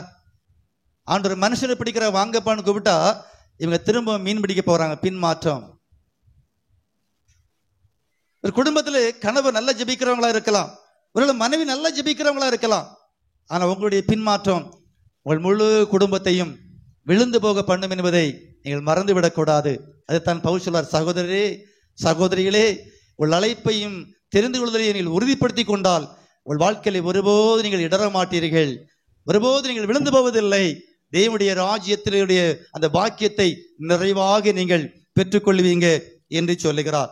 ஹல்லேலூயா, ஹல்லேலூயா. பார்த்தீங்களா பிள்ளைங்களே, பேதுருக்கு இந்த நிலைமைக்கு காரணம் என்ன, பின்வாங்கி போற காரணம் என்ன? அவர் யோசித்திருப்பார். 3.5 ஆண்டுகள் இயேசு அங்கும் இங்குமாக போகும்போது நான் தான் முன்னால் நிற்பேன், எல்லாரை விட நான் தான் பெரிய ஆள் சொல்லிட்டே இருப்பேன். இப்ப அவருடைய என்ன ஏன் மீன் பிடிக்க போயிட்டாரு? என்னை பார்க்கிறவங்க அநேகர் கேட்பாங்க, பேதுரு நீங்க ஆண்டவரை இயேசுவை தெரியாதுன்னு சொன்னீங்களாமே, இயேசு உங்களுக்காக கெத்செமனே தோட்டத்தில் பேதுரு எனக்காக கொஞ்சம் ஜெபம் பண்ணுன்னு சொல்லும்போது நல்லா தூங்குனீங்களாமே இல்லையா? பேதுரு உங்களை ஆண்டவர் சாத்தான்னு சொன்னாராமே, அப்படியா? நீங்க அப்படி என்ன செய்தீங்க? பேதுரு யோசிச்சிருப்பார், நான் எப்படி மனுஷரை பிடிக்க முடியும் ஆண்டவரே? நான் போய் சொன்ன இயேசுவை பின்பற்றி வாங்க அப்படி சொன்னா, என்ன பேதுரு நீங்க இயேசுவை தெரியாதுன்னு சொன்னீங்களா? எங்கள்கிட்ட வந்து இயேசுவை பின்பற்றி சொல்றீங்க இல்லையா? யோசிச்சு பாருங்க. அப்ப பேதுருக்கு இப்ப உள்ளதுல பயங்கர குழப்பம். இவ்வளவு பின்மாற்றத்தோடு இவ்வளவு தோல்வியோடு என் ஆண்டவரை எப்படி பின்பற்ற முடியும்? என் சாட்சியை நான் கெடுத்துட்டேனே, எல்லாருக்கும் தெரிஞ்சு போச்சே இல்லையா?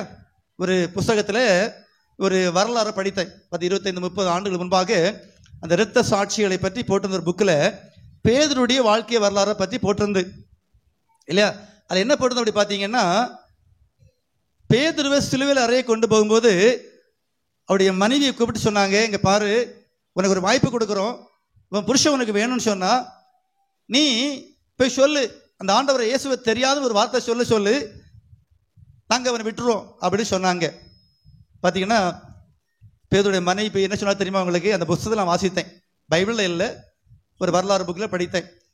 அதில் என்ன போட்டிருந்தோம் அப்படி பார்த்தீங்கன்னா, பேதுருடைய மனைவி சொல்கிறாங்க, இங்கே பாருங்க, ஒரு முறை ஆண்டவரை இயேசுவை தெரியாதுன்னு சொன்னதுனால முழு உலகத்தையும் தெரிஞ்சு போச்சு. அல்லேலூயா இல்லையா? இன்னொரு முறை அந்த காரியத்தை நீங்கள் என்ன செய்யக்கூடாது, செய்ய கூடாது, செத்தாலும் பரவாயில்லை அப்படி சொன்னாங்களாம். அல்லேலூயா.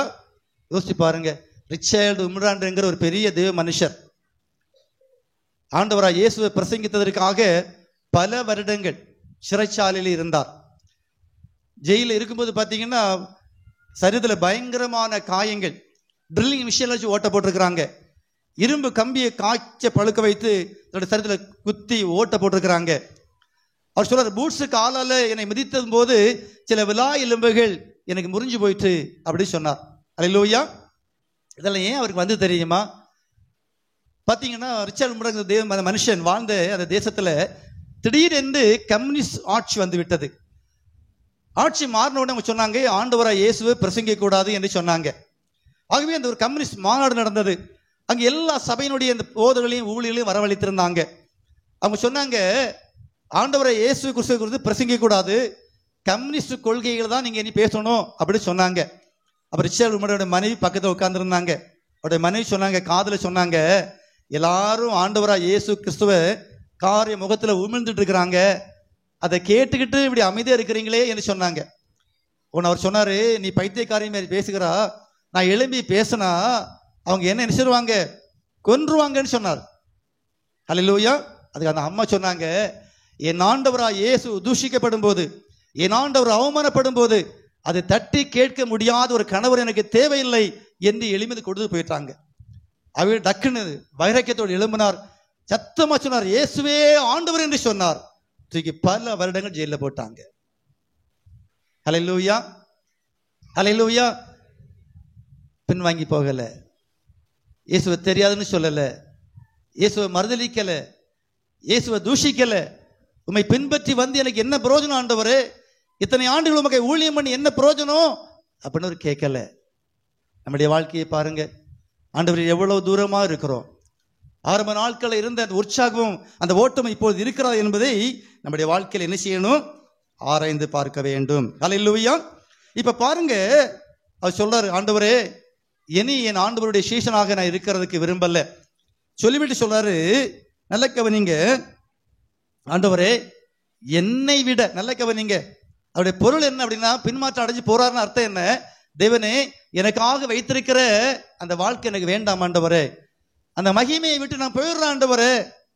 அவர் உள்ளதை நினைச்சிருப்பார், ஆண்டவரே என்னை விட நல்லவனாகிய ஒருவனுக்கு இந்த பரலோக ஒரு ராஜ்யத்தினுடைய திறவுகளை கொடும் ஆண்டவரே, அதுக்கு நான் பாத்திரவான் அல்ல, அதுக்கு நான் தகுதி உள்ளவன் அல்ல ஆண்டவரே, என் தகுதியை நான் இழந்துட்டேன் ஆண்டவரே, என் கிருபையை நான் இழந்துட்டேன் ஆண்டவரே, எனக்கு இந்த ஆசீர்வாதம் வேண்டான்னு சொன்னார். அவருடைய பொருள் அதுதான். மீன்பிடிக்க போயிட்டார் இல்லையா? நம்முடைய வாழ்க்கையில அநேகர் பார்த்தீங்கன்னா, தேவன் நமக்கு வைத்திருக்கிற அந்த நன்மைகளும் ஆசீர்வாதங்களும் என்ன என்பது தெரியாதனால ஆண்டவரை சரியா தேடக்கூட முடியல. எத்தனை சொல்ல முடியும், என்னுடைய அழைப்பை என்னுடைய தெரிந்து கொள்வதையும் நான் உறுதிப்படுத்திருக்கிறேன், இந்த உலகத்தில் வாழ்ற நாள் வரைக்கும் தேவனுடைய ராஜ்யத்தை கட்டுகிற பணியில நான் ஈடுபடுவேன், அநேக தேவனுடைய ராஜ்யத்துக்குள்ளே கொண்டு வருகிற திறவுகோலாக நான் இருப்பேன். என் ஆண்டவருக்காக நான் வாழுவேன். தேவ ராஜ்யத்தில் நான் போவேன். அநேகரை நான் அழைத்துட்டு போவேன். இதுக்காக தான் தேவன் என்னை அழைத்திருக்கிறார், என்னை தெரிந்து கொண்டிருக்கிறார் என்கிற நிச்சயம் உங்களுக்கு இருக்கிறதா? யோசித்து பாருங்க. ஏன் தேவன் நம்ம இங்கு அழைத்து வைத்திருக்கிறார்? ஏன் ஆண்டவர்களை தெரிந்து கொண்டார்? இத்தனை பேர் இருக்கும்போது உங்களை ஆண்டவர் ஏன் தெரிந்து கொண்டார்? அன்பு தேவ பிள்ளைகளை, நம்மை குறித்து தேவனுக்கு ஒரு திட்டம் உண்டு என்பதை மறந்துவிடக்கூடாது. இப்ப பாத்தீங்கன்னா பேதுரு ஓடி போயிட்டார். ஆண்டவர் அப்படி விட்டு விடவில்லை. ஹல்லேலூயா. யோசித்து பாருங்க. ஆண்டவர் தேடி வந்தார்னு பார்க்கிறோம். ஐந்தாவதாக ஆண்டவர் பேதுருவை தேடி வந்தார். யோவான் 21 அதிகாரம் 15 வசனம் முதல் 19 வசனங்களை பாருங்க. யோவான் 21 15 முதல் 19 வசனங்கள். அவர் கேட்கிறார், வந்து 14 வசனத்துல பேதுரு துக்கப்பட்டு, ஆண்டவரே நீ எல்லாவற்றையும் அறிந்திருக்கிறேன். ஏன் அவர் கேட்கிறார், ஆண்டவரே என்னை நேசிக்கிறியான்னு கேட்டார். ஹல்லேலூயா. அந்த கேட்கிறார், ஆண்டவரே நாம நேசிக்கிறோம் அறிவீர் ஆண்டவரே. இன்னும் எத்தனை பேர் மனசார சொல்ல முடியும்? உங்க மனசுல எத்தனை பேர் ஆண்டவரை நேசிக்கிறீங்க சொல்லுங்க. ஆண்டவர் நம்புறது வேற, ஆண்டவரை விசுவாசிக்கிறது வேற, ஆண்டவரை ஏற்றுக்கொண்டேன்னு சொல்றது வேற, பின்பற்றுவது வேற. ஹல்லேலூயா. நம்புகிறோம், விசுவாசிக்கிறோம், எல்லா ஆசீர்வாதத்துக்காக. சிந்திச்சு பாருங்க.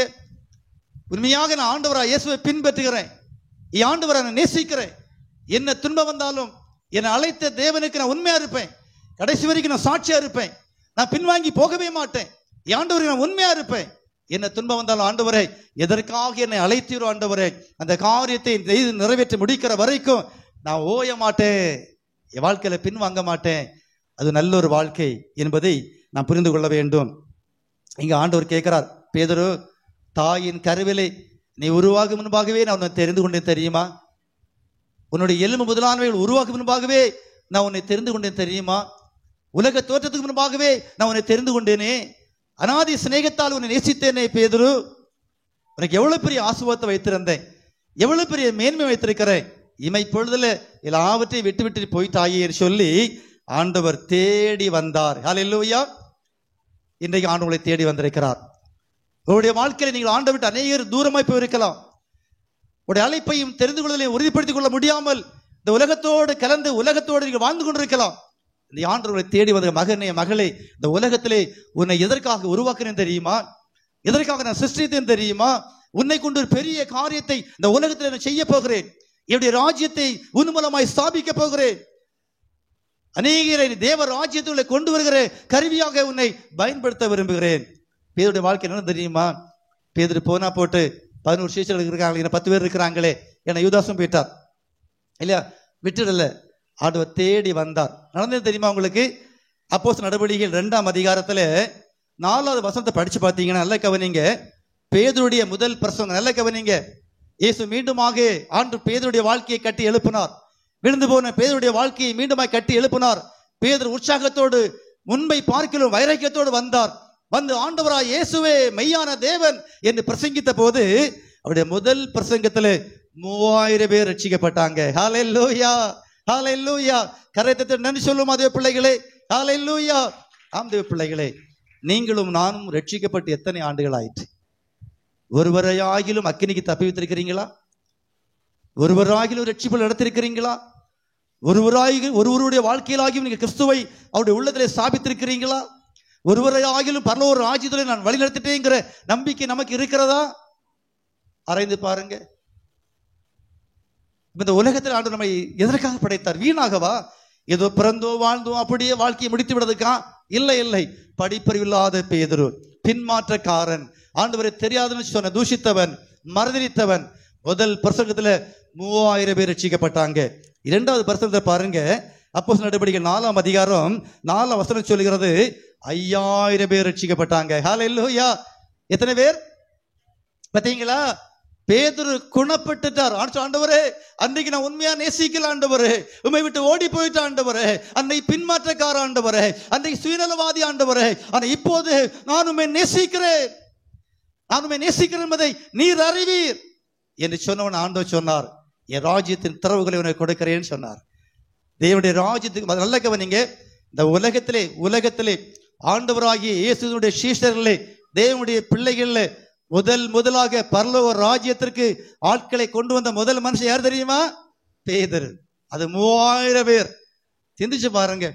ரட்சிக்கப்பட்டு இத்தனை வருஷம் ஆயிற்று, இயேசுவை அறிந்திருக்கிறேன்னு சொல்லி இத்தனை ஆண்டு ஆயிற்று. யாரையாவது ஒருத்தரை நீங்க ஆலயத்துக்கு கூட்டு வந்திருக்கிறீங்களா புதிதாக? என்ன பிரதர் அப்படி கேட்டுட்டீங்க? நீங்க பாத்தீங்களே, இன்னைக்கு நீ பாத்தீங்க இல்லையா? 2ஆம் மணி அடிச்சு 1/2 மணி நேரம் கழிச்சு நாங்க வந்தோம். நீங்க பாத்தீங்க இல்லையா? நாங்க எவ்வளவு அழைப்புல உறுதியா இருக்கோம் பாத்தீங்களா? சிந்திச்சு பாருங்க. நீங்க 2ஆம் மணி அடிக்கும் போது வீட்டில் இருக்கும்போது இயேசு உங்களை பார்த்து சபாஸ் சபாஸ், வெரி குட் வெரி குட், என் பிள்ளைகளே ரொம்ப உற்சாகமா இருக்கிறீங்க, சந்தோஷப்பட்டிருப்பாரா? சிலுவை வேதனையை அனுபவித்திருப்பார். 2025 ஆண்டுகள் முன்பாக சிலுவையை அனுபவித்த அதே வேதனையை இன்றைக்கு ஆண்டவர் 2ஆம் மணி அடிக்கும் போது அனுபவித்திருப்பார். தெரியுமா உங்களுக்கு? எவ்வளவு நிர்விசாரமா இருக்கிறோம். சிந்திச்சு பாருங்க. எல்லா ஜனங்களும் பார்க்கும்போது முதல் மணி அடிக்கிறது முன்பாக கர்த்தருடைய வேதத்தை சுமந்து, ஆண்டவரே தேவனுடைய ஆராதிக்க போகிறேன், என்னை ஆண்டவர் அழைக்கிறார், மணி அடிக்கப்பட்டு விட்டது, தேவன் என்னை தெரிந்து கொண்ட நோக்கத்தை அந்த ஆலயத்தில் போய் நான் நிறைவேற்ற வேண்டும். எவ்வளவு நிர்விசாரம். தேவனுடைய ராஜ்யத்தை பெற முடியுமா? 10 கன்னிகையுடைய அந்த வாழ்க்கை தெரியும் அல்லவா? மணவாளன் வரும்போது நித்திரை செய்து கொண்டிருந்தாங்களே, மணவாளன் வரும்போது கைவிடப்பட்டுட்டாங்களே, இயேசு வரும்போது அந்த தேவனுடைய ராஜ்யத்தை சுதந்திரிப்போம் என்கிற நம்பிக்கை இருக்கிறதா? அழைக்கப்பட்டிருந்தும் தெரிந்து கொள்ளப்பட்டிருந்தும் கர்த்தர் வாய்ப்பை தந்திருந்தும் அந்த வாய்ப்பை தருணத்தை நழுவ விடுவோமானால் நம்மை பார்க்கலும் பரிதவிக்கத்தக்க மனுஷன் இந்த பூமியில வேறு ஒருவரும் இருக்க முடியாது. இத்தனை வாய்ப்புகள் இவ்வளவு அருகாமையில் இருந்தும் சிந்திச்சு பாருங்க தேவ பிள்ளைங்களே. ஆலயமில்லாத இடங்கள்ல 18-20 கிலோமீட்டர் நடந்து ஆண்டவரை ஆராதிக்கிறத நான் கண்கூட பார்த்திருக்கிறேன். மலை பிரதேசங்களுக்கு நான் போகும்போது 20 மைல் 40 மைல் 50 மைல் காலையில் 4:30 மணிக்கு மலையில ஏறி ஏறி ஏறி இறங்கி மலை தாண்டி வந்து ஆராதித்தை என் கண்களால் பார்த்திருக்கிறேன். ஆனா இன்றைக்கு பாருங்க இவ்வளவு நம்ம நிர்விசாரமாய் வருகிறோம். பேதுரு சாதாரண ஒரு மனுஷன், நம்மை போலதான் இருந்தார். 3000 பேர் 5000 பேர் சொல்லி ஆண்டவருக்காக சபையில சேர்த்திருந்தார். எப்படி இருந்திருக்கும்? அன்னைக்கு ஆண்டவர் பேதுருவை தேடி வராமல் இருந்திருந்தா பேதுரு அழிந்து போயிருப்பார். இன்றைக்கு ஆண்டவர்களை தேடி வந்திருக்கிறார். இந்த வார்த்தையின் மூலமாய் கர்த்தரோடு பேசுகிறார். மகனே மகளே, உன்னை தெரிந்து கொண்ட நோக்கத்தை இன்றைக்கு உறுதிப்படுத்திக் கொள். இதற்காக உன்னை அழைத்திருக்கிறேன், உனக்காக ஏன் சிலுவையிலே மரித்தேன் என்பதை நீ புரிந்து கொள்ள வேண்டும் என்று ஆண்டு எதிர்பார்க்கிறார். கடைசி வரைக்கும் அவர் சொல்றாரு, இவ்வளவு பின்மாற்றம் இவ்வளவு தோல்வி இருந்து நான் கடைசி வரைக்கும் விழுந்து போகாமல் நின்றதுக்கு காரணம் என்ன தெரியுமா? வாசியுங்கள் 1 பேதுரு 5வது அதிகாரம் 10வது வசனம். 1 பேதுரு 5:10. கிறிஸ்து இயேசுவுக்குள் நம்மை தமது நித்திய மகிமைக்கு அழைத்தவராயிருக்கிற சகல கிருபையும் பொருந்திய கிறிஸ்துதாமே கொஞ்சம் காலம் சீர்படுத்தி ஸ்திரப்படுத்தி பலப்படுத்தி நிலைநிறுத்துவாராக. பார்த்தீங்களா? எதுக்காக? நித்திய மகிமைக்கு உங்களை அழைத்திருக்கிற ஆண்டவர் கொஞ்ச காலம் பாடு நம்பிக்கிற. என்ன பாடு? நிற்க முடியல, வாழ்க்கையில நிலைத்திருக்க முடியல, பின்மாற்றம் அடைகிறோம், முறுமுறுக்கிறோம், பாவம் செய்கிறோம். அது சொல்றாரு, பேதுரு சொல்றாரு, கவலைப்படாதுங்கப்பா. ஏன் எழுதாத்தோட நிருபத்துல ஒரு நாள் நானும் இப்படிதான் இருந்தேன், நானும் பின்மாற்றக்காரனா இருந்தேன், நானும் பாவம் செய்கிறவனா இருந்தேன், நானும் கிறிஸ்துவுக்காக வைராக்கியம் வாழ முடியல. ஆனா ஒரு நாள் ஆண்டவர் என்னை தேடி வந்தார், மகனே தேடி வந்தார். ஹல்லேலூயா. அவர் வந்தபோது அவரை கட்டி அணைத்து கொண்டேன். ஆண்டவரே, இனி ஒருபோதுமை பின்மாற மாட்டாண்டவரே, இந்த அன்பை இனி ஒருபோது விட மாட்டாண்டவரே, எனக்காக மரித்த அந்த கல்வாரி அன்பை இழந்துவிட ஆயத்தமா இல்லாண்டவரே சொல்லிவிட்டு அந்த 12 வசனத்தை வாசிங்க. 12 வசனம். உங்களுக்கு புத்தி சொல்லும்படிக்கு நீங்கள் நிலை கொண்டு நிற்கிற கிருபை தேவனுடைய மெய்யான கிருபைதான் என்று சாட்சியிடும்படிக்கு நான் சுருக்கமாக எழுதுகிறேன். பார்த்தீங்களா? சொல்றாரு, நான் நின்னது காரணம் தெரியுமா? தேவனுடைய கிருபை, அவருடைய இரக்கம், அவருடைய தயவு. ஆகவே தான் நின்னேன். என் முயற்சினாலேயோ, என் சுயபலத்தினாலேயோ, என் சாமர்த்தியத்தினாலேயோ, என்னுடைய வேத அறிவினாலேயோ, என்னுடைய ஞானத்தினாலேயோ, ஆண்டவரோட 3.5 ஆண்டுகள் இருந்தது என்பதனாலேயோ அல்ல, அவருடைய கிருபை, அவருடைய இரக்கம். சொல்றாரு, நீங்களும் இன்றைக்கும் நிலைத்திருப்பதுக்கு காரணம் தெரியுமா? இன்றைக்கு கைவிடாம கர்த்தர் உங்களை பாதுகாப்பதுக்கு காரணம் என்ன? இன்றைக்கும் ஆண்டவர் அந்த வாய்ப்பை உங்களுக்கு கொடுப்பதுக்கு காரணம் என்ன? அவர் சொல்றாரு, உங்கள் மேல் வைத்திருக்கிற என் கிருபை என்று கர்த்தர் சொல்லுகிறார். ஹல்லேலூயா! எவ்வளவு பெரிய கிருபை பார்த்தீங்களா? தேவனுடைய கிருபை. எவ்வளவு பெரிய பாவியா இருந்த போதிலும், விழுந்து போன போதிலும், மறுதலித்த போதிலும், தூஷித்த போதிலும் ஆண்டவர் தன்னுடைய திட்டத்தை மாற்றவே இல்லை. பேதுரு, நீ எவ்வளவு பெரிய பாவம் செய்திருந்தாலும் பேதுரு, நான் உன்னை நேசிக்கிறேன், நான் நேசிக்கிறேன், உன் பாவத்தின் தண்டனையை நான் ஏற்றுக்கொள்றேன், உன்னை மன்னிக்கிறேன் பேதுரு, என்னை ஏற்றுக்கொள், என்னை பின்பற்றி வா, நான் உன்னை ஆஸ்வதிக்க விரும்புகிறேன், உன்னை உயர்த்த விரும்புகிறேன், உன்னை மேன்மைப்படுத்த விரும்புகிறேன், உன்னத அனுபவங்களை உன்னை கொடுக்க விரும்புகிறேன், இதை கர்த்தர் தர விரும்புகிறார். இந்த உலகத்துல ஆண்டவர் வேறு பிரித்து எடுத்திருக்கிறார். லேவியர் மதத்தில் வாசிக்கிறோம், ஆண்டு சொன்னார், நான் பரிசுத்தர் ஆகையால் நீங்களும் பரிசுத்தராயிருங்கள், எனக்கேற்ற பரிசுத்தமா இருக்கும்படியாக மற்ற ஜனங்களை விட்டு நான் உங்களை பிரித்து எடுத்து ஏங்க அழைத்து வந்திருக்கிறார். கர்த்தர் சொல்றார், மகனே மகளே, உன்னை வேறு பிரித்து எடுத்து கொண்டு வந்திருக்கிறேன், எனக்கேற்ற பரிசுத்தமா இருக்கும்படி, என்னை போல நீ வாழும்படி, இந்த உலகத்தில் எனக்கு சாட்சியாக இருக்கும்படி, என் ராஜ்யத்தை இந்த பூமியில ஸ்தாபிக்கும்படியாக உன்னை நியமித்திருக்கிறேன். அதற்காக தான் உன்னை இங்கே அழைத்து வந்திருக்கிறேன். அன்பு தேவ பிள்ளைகளே, இந்த அழைப்புக்கு நீங்க கீழ்ப்படுவீங்கன்னு சொன்னா, பேதுரு எப்படி தேவனுடைய மகிமையை கண்டாரோ, எப்படி தேவனுடைய சாயலை கண்டாரோ, அதே மகிமையை நாம ஒரு நாள் காண்போம். மறு மலையில பேதுரு அந்த மகிமையின் காட்சியை பார்த்தபோது பேதுருவை பார்த்து ஆண்டு சொல்றார், பேதுருவே, என்னை பார்த்தாயா, என் சாயலை பார்த்தாயா, என் மகிமையின் சாயலை பார்த்தாயா, இதே போல ஒரு நாள் பேதுரு இருப்பாய், என்னை போல் இருப்பாய் பேதுரு, இதே மகிமையின் சாயலை உனக்கு நான் கொடுப்பேன். எவ்வளவு சந்தோஷம் பாருங்க. ஆண்டவர் இயேசு 1000 பரிசுத்தவான்கள் வரும்போது, மத்திய ஆகாயத்திலே ஆண்டவர் இயேசுவை சந்திக்கும் போது, கண்ணிமைக்கு நேரத்தில் எல்லாரும் மறுரூபமாக்கப்படுவோம், எல்லாரும் அவரை போல் இருப்போம், அவர் ஒப்பா இருப்போம் என்று சொல்லப்பட்டிருக்கிறது. எவ்வளவு பெரிய அழைப்பு, எவ்வளவு பெரிய மேன்மை. அன்பு தேவ பிள்ளைகளே, அவர் கொஞ்ச காலம் பாடு அனுபவிக்கிற உங்களை சீர்படுத்தி சிறப்படுத்தி நான் நிலைநிறுத்துவேன், நான் உங்களை கைவிட மாட்டேன், நீங்கள் விழுந்து போன உங்களுடைய வாழ்க்கையை மீண்டுமாய் கட்டி எழுப்புவேன். அவர் தன் மிக அழகாய் சொல்ல, சத்துருவே நீ சந்தோஷப்படாதே, நான் விழுந்து விட்டு சந்தோஷப்படாதே, கர்த்தர் மீண்டுமாக என்னை எழும்ப பண்ணுவார், என் இருளை வெளிச்சமாய் மாற்றுவார். அன்பு தேவ பிள்ளைகளே, வாழ்க்கையில இருண்டு போர் நிலைமையில வந்திருக்கலாம், வாழ்க்கையில சந்தோஷத்தை இழந்திருக்கலாம், நிம்மதி இழந்திருக்கலாம், ஆண்டவரே என்னுடைய வாழ்க்கையில ஒன்றுமே இல்லைன்னு சொல்லி ஆண்டு சொல்றார், விழுந்து போனுடைய வாழ்க்கையை நான் கட்டி எழுப்ப போகிறேன், அந்தகார இழுக்குள்ள இருக்கிற வாழ்க்கையை மீண்டுமாக பிரகாசிக்க பண்ண விரும்புகிறேன். ஒப்பு கொடுக்கலாமா? ஒப்பு கொடுப்போமா? எல்லாரும் நம்முடைய எழும்பின இந்த ஆண்டவரே, என்னுடைய அழைப்பை என்னுடைய உறுதிப்படுத்தல் தெரிந்து கொள்வதையும் ஆண்டவரே இன்றைக்கு உறுதிப்படுத்தி கொண்ட ஆண்டவரே, என்னோடு பேசியிருக்கிறீங்க ஆண்டவரே, என்னோடு பேசியிருக்கிறீங்க ஆண்டவரே, நான் ஒருபோதும் ஆண்டவரே வெட்கப்பட்டு போகக்கூடாது ஆண்டவரே, நான் ஒருபோதும் கைவிடப்பட்டு கூட போகக்கூடாது ஆண்டவரே, எனக்கு இறங்குங்கன்னு சொல்லி கேட்போமா? எனக்கு இறங்குன்னு சொல்லி கேட்போமா? ஆண்டவரே எனக்கு தயவு காட்டுங்கன்னு சொல்லி கேட்போமா? நன்றி ஆண்டவரே, நன்றியோடு மை ஸ்தோத்திரிக்கிறோம் ஆண்டவரே, நன்றியோடு மை எல்லாரும் கர்த்தரை நோக்கி பார்ப்போம். சில நிமிடங்களில் நம்ம ஜெபித்து நிறைவேற்றிய போகிறோம். கர்த்தர் நம்மோடு பேசியிருக்கிறார். தேவனுடைய அழைப்பையும் தேவனுடைய தெரிந்து கொள்வதையும் உதாசீனப்படுத்தி விடாதீர்கள். முதலாவது ஆண்டவரே, நான் பலவீனமான மனுஷன் ஆண்டவரே, நன்மையே செய்யாமல் பாவமே செய்யாமல் நன்மை செய்யத்தக்க நீதிமான் பூமியில ஒருவரும் இல்லை ஆண்டவரே, எல்லாரும் பாவம் செய்து தெய்வ மகிமை அற்றவளான இருக்கிறேங்கப்பா, நானும் பாவம் செய்துட்டு ஆண்டவரே என்னையும் மன்னிச்சிருங்கப்பா, நானும் தேவனுடைய பிள்ளைன்னு சொல்லி ஆண்டவரே நம்மை தூஷிக்கிறவனாக மறுதலிக்கிறவனாக வாழ்ந்துட்டு ஆண்டவரே என்னை மன்னிச்சிருங்க ஆண்டவரே, இனி ஒருபோது அப்படி இருக்க விரும்பல. பேதுரு மனம் திரும்பி ஆண்டவரே சொல்லி ஆண்டவரை தேடி வந்ததுடைய வாழ்க்கை அர்ப்பணித்துட்டாரே, அந்த வாழ்க்கையை ஒப்பு கொடுக்கிறப்பா. இன்றைக்கு என் ஆண்டவர் தேடி ஆண்டவரே இந்த ஆலயத்துக்கு வந்திருக்கிறீங்க ஆண்டவரே, என் மத்தியில் பிரசன்னமாக இருக்கிறீங்க ஆண்டவரே, இந்த வாய்ப்பை நான் நழுவ விரும்பல, இந்த தருணத்தை நான் பயன்படுத்திக் கொள்ள விரும்புகிறேன் ஆண்டவரே, எனக்கு உதவி செய்யுங்கப்பான்னு சொல்லி கேட்கிறவங்க அப்படியே 2 கரத்தை உயர்த்தி ஒப்பு கொடுப்போமா? இத்தனை வாய்ப்புகள் கிடைத்தும் ஆண்டவரே, இத்தனை தருணங்கள் கிடைத்தும் ஆண்டவரே, இந்த வாய்ப்பை நான் நழுவ விட விரும்பல ஆண்டவரே. எவ்வளவு பெரிய மகிமையான வாழ்க்கை ஆண்டவரே, என்னை கொண்டு பெரிய காரியத்தை செய்ய நினைக்கிறீங்க ஆண்டவரே, எனக்காக நீங்க ஒரு பெரிய இடத்தை ஆயத்தப்படுத்தி வைத்திருக்கிறீங்க.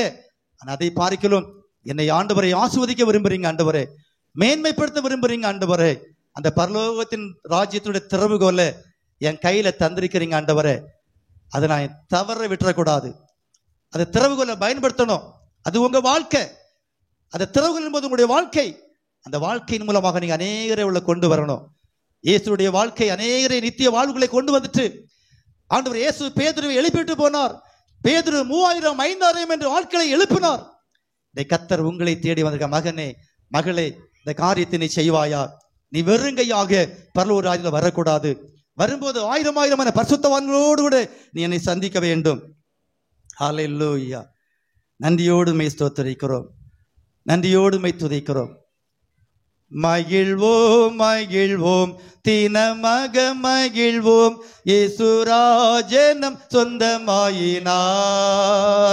மகிழ்வோம் மகிழ்வோம் தினமக மகிழ்வோம், இயேசுராஜனம் சொந்தமாயினார். இந்த பாதலத்தின் சொந்தக்காரரவர், எந்த உள்ளத்தின் சொந்தமானார். இந்த பார்தலத்தின் சொந்தக்காரரவர், எந்த உள்ளத்தின் சொந்தமானார். அவர் வரும் நாளினில் என்னை கரம் அசைத்து அன்பாய் கூப்பிட்டு எல்லாம் சொல்ல ஆமாண்டவரே, இது வரும்போது ஆண்டவரே உடைய கரம் அசைத்து என்னை அன்பாய் சேர்த்து கொள்ள போறதுக்காக நன்றி ஆண்டவரே. அன்பாய் கூப்பிட்டு சேர்த்து கொள்வார். அவர் சமூகமதில் அங்கே அவருடனே ஆடி பாடியே மகிழ்ந்திடுவேன். ஆனந்தமே பரமானந்தமே, இது மாபெரும் பாக்கியமே. இந்த பார்தலத்தின் அருமையான தேவ பிள்ளைகளே, சின்ன வயசிலே தாய் கருவிலே தெரிந்து கொண்ட ஆண்டவர் தேடி வந்திருக்கிறார். இந்த பார்தலத்தின் சொந்தக்காரரவர், எந்த உள்ளத்தின் சொந்தமானார். சின்னம் சேரு வயதில் என்னை கோரித்து விட்டார். தூரம் தூரம் போன போதிலும் என்னை கண்டு கொண்டீர் ஆண்டவரே, என்னை விட்டு விடவில்லை ஆண்டவரே. இன்னைக்கு என்னை தேடி வந்திருக்கிறீங்க ஆண்டவரே. என்னை கோரித்து விட்டார், தூரம் போயினும் கண்டு கொண்டார். தமது ஜீவனை எனக்கும் அளித்து ஜீவன் பெற்றுக்கொள் என். எஸ் ஆமென். தமது ஜீவனை எனக்கும் அளித்து ஜீவன் பெற்றுக்கொள் என் உரைத்தார். ஆனந்தமே பரமானந்தமே, இது மாபெரும் பாக்கியமே. இந்த பார்தலத்தின் சொந்தக்காரரவர், எந்த உள்ளத்தின் சொந்தமானார். இந்த பார்தலத்தின் சொந்தக்காரரவர், எந்த உள்ளத்தின் சொந்தமானார். அப்படி ஒப்பு கொடுக்கலாமா? சில நிமிடங்கள் ஒப்பு கொடுப்போம்.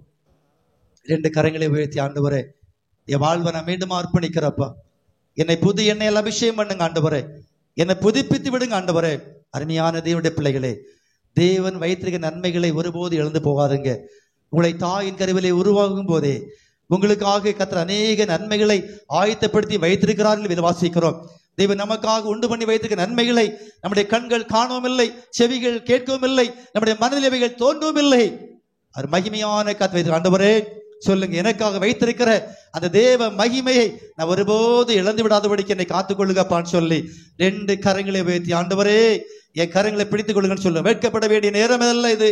கர்த்தர் நம்மை சந்திக்க நேரம். ஆண்டவரே என் கரத்தை பிடித்து நடத்துங்க ஆண்டவரே. உம்முடைய நீதின் பாதையிலோ, வேதத்தின் வெளிச்சத்திலோ, சத்தியத்தின் பாதையிலோ என்னை நடத்தும் ஆண்டவரே. நிரப்பும் ஆண்டவரே, நிரப்பும் ஆண்டவரை கேட்போம் ஆண்டவரே. அது தேவ ராஜ்யத்தினுடைய திறவுகோல இன்றைக்கு எனக்கு தாரும் ஆண்டவரே, என்னை தாரும் ஆண்டவரே. அநேகரை தேவ ராஜ்யத்துக்குள்ள நீதி உட்படுத்தணும் ஆண்டவரே. அநேகரை தேவ ராஜ்யத்துள்ள மகிமைக்குள்ள கொண்டு வருகிற கருவியாக என்னை மாற்றும் ஆண்டவரே, என்னை உருவாக்கும் ஆண்டவரே. அல்லேலூயா. அப்படி கர்த்தர் செய்கிற கிருபைக்காக ஆண்டவரே உமக்கு நன்றி என்று சொல்லி கரங்களை தட்டி நன்றி சொல்லுவோம் ஆண்டவருக்கு. நன்றி ஆண்டவரே. அன்பு தேவ பிள்ளைகளே, என்னை குற்ற மனசாட்சி தேவையில்லை. இயேசுவுடைய பாவத்தை மன்னித்து விட்டார். இயேசுவுடைய பாவத்தை சிலுவையிலே சுமந்து விட்டார். இயேசுவுடைய இரத்தம் நம்முடைய சகல பாவத்தை சுத்திகரித்து விட்டது. நம்பிக்கையோடு நிச்சயத்தோடு ஆண்டவரே, இதோ என் வாழ்க்கையை உமக்கு அர்ப்பணிக்கிறேன். என் வாழ்க்கையை முழுவதுமாக உமக்கு ஒப்பு கொடுக்கிற ஆண்டவரே. என் வாழ்நாள் முழுவதும் உமக்காய் வாழ்வேன் ஆண்டவரே. நன்றி ஆண்டவரே. நன்றியோடு மை ஸ்தோத்திரிக்கிறோம் ஆண்டவரே. நன்றியோடு உம்மை துதிக்கிறோம் ஆண்டவரே. ஹல்லேலூயா. உம்முடைய கிருபைக்கு நன்றி ஆண்டவரே. ஆண்டவரே உம்முடைய இரக்கத்துக்கு நன்றி ஆண்டவரே. ஆண்டவரே உம்முடைய நீதிக்கு நன்றி ஆண்டவரே.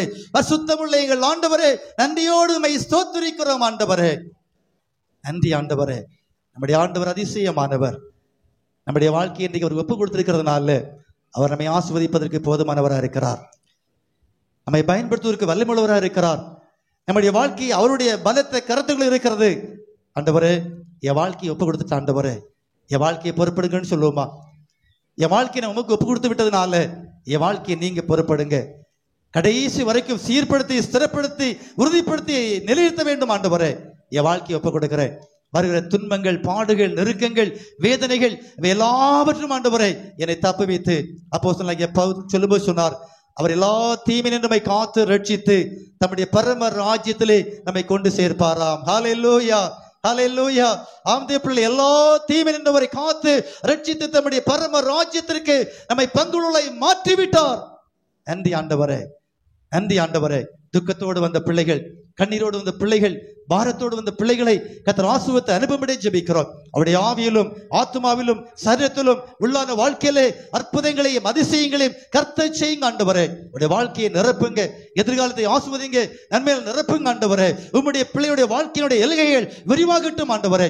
வானத்தின் பல்லை திறந்து இடங்கொள்ளாமல் போக மட்டும் தன்னுடைய பிள்ளையுடைய வாழ்க்கையை ஆசீர்வதிப்பீராக. நன்றி ஆண்டவரே, நன்றி ஆண்டவரே. நன்றியோடு மை ஸ்தோத்திரிக்கிறோம் ஆண்டவரே. நன்றியோடு மை துதிக்கிறோம் ஆண்டவரே. நன்றியோடு மை ஸ்தோத்திரிக்கிறோம் ஆண்டவரே. உடைய கிருபைக்கு நன்றி ஆண்டவரே. உடைய கிருபைக்கு நன்றி ஆண்டவரே. உடைய கிருபைக்கு நன்றி ஆண்டவரே. பரம எருசலேமே, பரலோகம் விட்டிறங்குதே, அலங்கார மணவாட்டியாய் அழகாக ஜொலித்திடுதே. பரம எருசலேமே, பரலோகம் விட்டிறங்குதே, அலங்கார மணவாட்டியாய் அழகாக ஜொலித்திடுதே. ஆமென் அல்லேலூயா, ஆமென் அல்லேலூயா, ஆமென் அல்லேலூயா, ஆமென் அல்லேலூயா. அன்புள்ள ஆண்டவரே, உடைய பரலோக ராஜ்யத்தின் மகிமை என் மத்தியிலே இறங்கி வந்ததாக ஆண்டவரே, என் மத்தியிலே பிரசன்னம் காணப்பட்டதற்காக, அந்த மகிமைகளை நிரப்புவதற்காக ஆண்டு நன்றி ஆண்டவரே. ஒப்பு கொடுத்த அர்ப்பணித்த எல்லாரையும் ஆஸ்வதிங்கப்பா. வேண்டிய வரிசை கூட ஆண்டவரே, இந்த கூடுகையை ஒழுங்குபடுத்த அந்த குடும்பத்திற்காக, உடைய மனைவி பிள்ளைகளுக்காக ஜெபிக்கிறோம். அவருடைய குடும்பங்களை ஆஸ்வதிக்கும்படி ஜெபிக்கிறோம். அந்த எல்லா ஜனங்களையும் கர்த்தர் ஆசீர்வதிக்கும்படி ஜெபிக்கிறோம். ஆண்டவருடைய வாழ்க்கையை ஆசீர்வதிங்க ஆண்டவரே. எல்லாவற்றும் பிள்ளைகள் கர்த்தருக்குள்ள வாழ்ந்திருக்கட்டும். எல்லா துதியும் கனத்தையும் மகிமையும் கர்த்தருக்கே கொடுக்கிறோம். இயேசு கிறிஸ்துவின் மூலமா ஜெபிக்கிறோம். ஜெபங்கள் நல்ல பிதாவே, ஆமென். உட்காருவோம்.